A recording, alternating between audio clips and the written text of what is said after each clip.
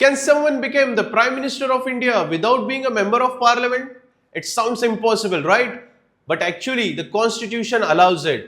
हो, तर एखादी व्यक्तीची संसदेचा कुठलाही सभागृहाचा सदस्य नसताना पंतप्रधान म्हणून नियुक्ती केली जाऊ शकते. तर याच टॉपिकशी निगडीत आपण एक प्रश्न बघूया.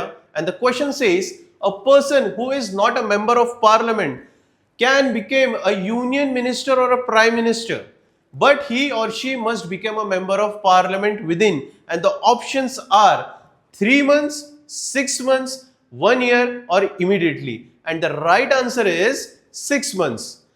According to Article 75 of the Constitution of India, the Prime Minister is appointed by the President. पंतप्रधानांची नियुक्ती ही राष्ट्रपतीद्वारे केली जाते. The Constitution of India does not require the person to be a member of parliament at the appointment. However, there is one important condition. The person must become a member of parliament within 6 months. He can be elected either to Lok Sabha or Rajya Sabha.